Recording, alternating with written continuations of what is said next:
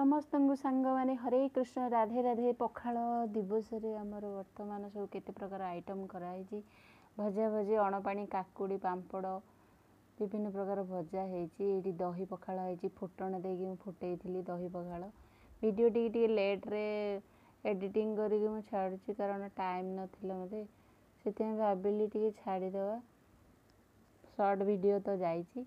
देखो गुलू एवं जाए आसनी मु वेट करी अच्छी से आसिले खाइबू बोली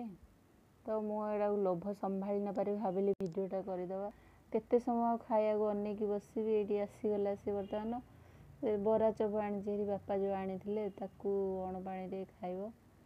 एते भजा एते सारा आइटम पर भी सब बरा चप आसला मिक्सचर हेले आसला देखो आमर अणपाणी बड़ी पड़ी हो चलतु देखु केमती आम खाऊँ कंटिन्यू करते वीडियो टी भल लगे लाइक करें शेयर करें सब्सक्राइब करें बाय बाय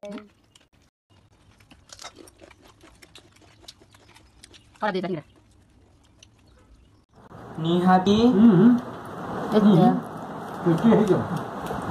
मुझे अधिक लुण खाए लुण अधिक खाला हाड़ विपद हाड़ दुर्बल हाड़ खाऊँ सांघातिक मात्रा कदली रातिर डिनर बर्तमान है आज पखाल दिवस राति है रुटी दिवस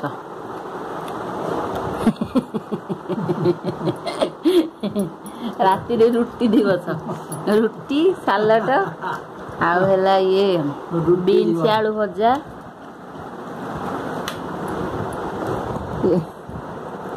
ये राति रुटी दिवस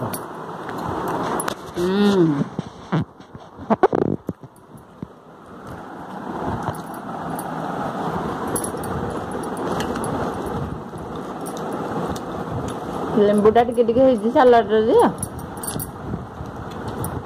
पड़ो किसी लेंबुर मानी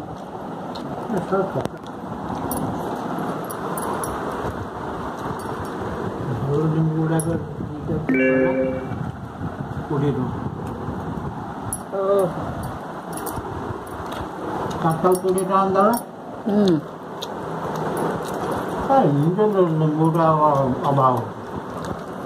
केते लेंबु आम खाई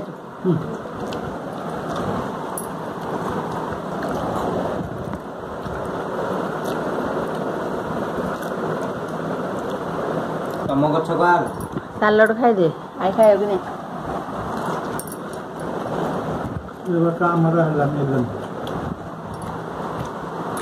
यही वर्ष है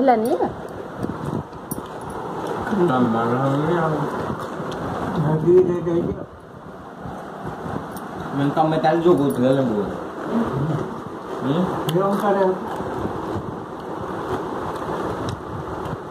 शुआटा आसुचे पाखक खाइला देखा तोर एड़े बड़ नाक आखि देखा सब बड़े आखि खाली रेड पड़े कमी जाऊँ पुणी हो जाऊँ बेची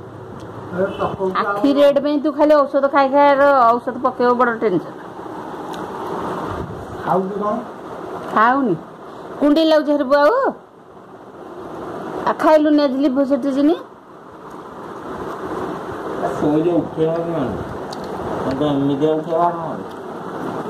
हम निजे उठब ना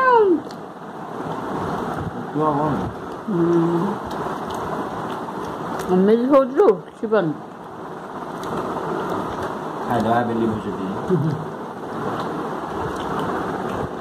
आइए भजा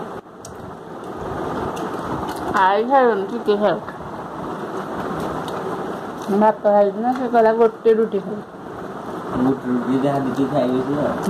खाई सब गोटे रुटी की से जहाँ खाए सकाल डाली